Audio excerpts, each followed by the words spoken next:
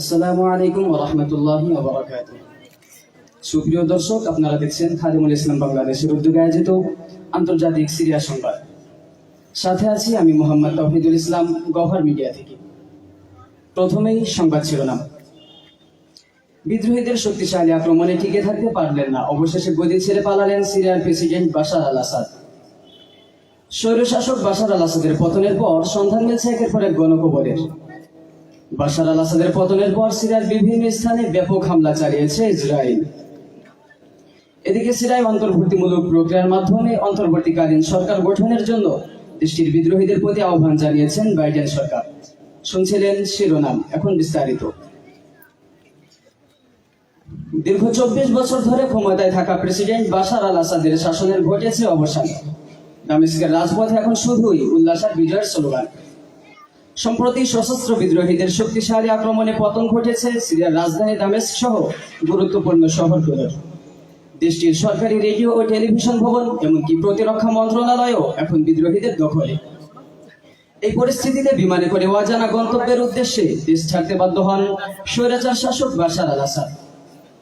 তবে এই ঘটনা কিন্তু শুধুই রাজনৈতিক পালাবদলের নয়, এটি সিরিয়ার নিপীড়িত মানুষদের বিজয়ের প্রতীক। আর এই বিজয় অভিনন্দন জানিয়েছেন মুসলিম বিশ্বের পবিত্র স্থান কাবা শরীফের ইমাম শাইখ ইয়াসির আদ-দুসারি। তিনি তার ফেসবুক ভেরিফাই পেজে লিখেছেন, সমস্ত প্রশংসা আল্লাহর, যিনি নিপীড়িতদের অন্তরে শান্তি এনে দিয়েছেন। আমাদের সিরিয়ান ভাই বোনদেরকে অভিনন্দন।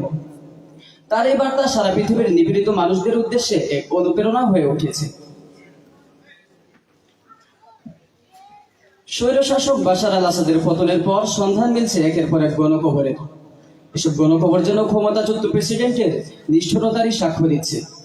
গদি টিকিয়ে রাখতে লাখ লাখ সিরীয় নাগরিককে হত্যার অভিযোগ বাশার আল আসাদের বিরুদ্ধে।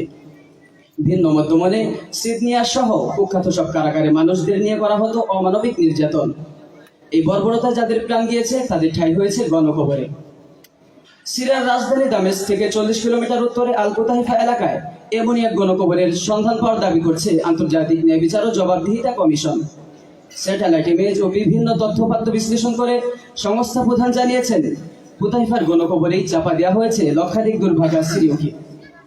স্বৈরশাসকের পর ছেড়ে দেওয়া হয়েছে দীর্ঘদিন ধরে কারাগারে বন্দী করে রাখা নিরপরাধ মানুষগুলোকে, যাদের কেউ কেউ তো নিজের নাম পর্যন্ত ভুলে গিয়েছে।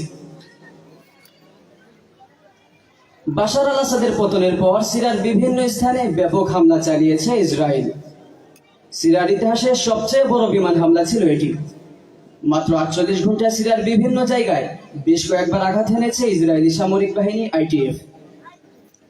হামলার লক্ষ্যবস্তুগুলোর মধ্যে ছিল অস্ত্রভান্ডার, নৌবাহিনী স্থাপনা, বিমানবন্দর ও ক্ষেপণাস্ত্র। ইসরায়েলি প্রতিরক্ষা বাহিনী আইটিএফ জানিয়েছে, দামেস্ক, হোমস, তার্তুস ও পালমিরার মতো শহরগুলোতে অস্ত্র উৎপাদন কারখানা, গোলাবারুদের গুদাম ও বিমান প্রতিরক্ষা ব্যবস্থা ধ্বংস করা হয়েছে। এদিকে গোলান মালভূমির কাছে সিরিয়ার ভূখণ্ড দখল করা ইসরায়েলি নীতিকে বিপজ্জনক আখ্যা দিয়ে তীব্র নিন্দা জানিয়েছে মধ্যপ্রাচ্যের 4টি দেশ, সৌদি আরব, ইরান, ইরাক ও কাতার। তাদের অভিযোগ, ইসরায়েল সিরিয়ার সার্বভৌমত্ব লঙ্ঘন করে আন্তর্জাতিক আইন উপেক্ষা করছে। কাতারের পররাষ্ট্র মন্ত্রণালয় বলছে, ইসরায়েলের এই আগ্রাসী কর্মকাণ্ড সিরিয়ার ঐক্যের প্রতি সুস্পষ্ট আঘাত। এটি আন্তর্জাতিক আইনে সুস্পষ্ট লঙ্ঘন। জাতিসংঘের নিরাপত্তা পরিষদকে এর বিরুদ্ধে পদক্ষেপ নেওয়ার আহ্বান জানিয়েছে তেহরান। কওমি মাদ্রাসার ছাত্রদের জন্য এক বিশেষ সুখবর, আসছে রমজান মাস। এই রমজানে যারা বিভিন্ন প্রকার কোর্সের সন্ধান করছেন তাদের জন্য এক সুখবর। ঐতিহ্যবাহী গওহরডাঙ্গা মাদ্রাসা আগামী রমজানে নুরানি মুআল্লিম প্রশিক্ষণ কোর্স, আরবি ভাষা ও নাহু সরফের কোর্স ও হিফজ শিক্ষক প্রশিক্ষণ কোর্সের ব্যবস্থা করা হয়েছে।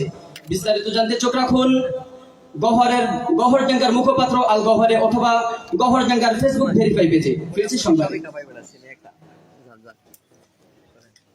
এদিকে সিরিয়ায় অন্তর্বর্তীমূলক প্রক্রিয়ার মাধ্যমে অন্তর্বর্তীকালীন সরকার গঠনের জন্য দেশটির বিদ্রোহী গোষ্ঠী হায়াত তাহরির আশ-শাম বা HTS এর প্রধান আবু মোহাম্মদ আল জুলানির প্রতি আহ্বান জানিয়েছে বাইডেন সরকার। জানা গিয়েছে, এ ব্যাপারে নবনির্বাচিত প্রেসিডেন্ট ট্রাম্পের দলের সাথেও কথা হয়েছে।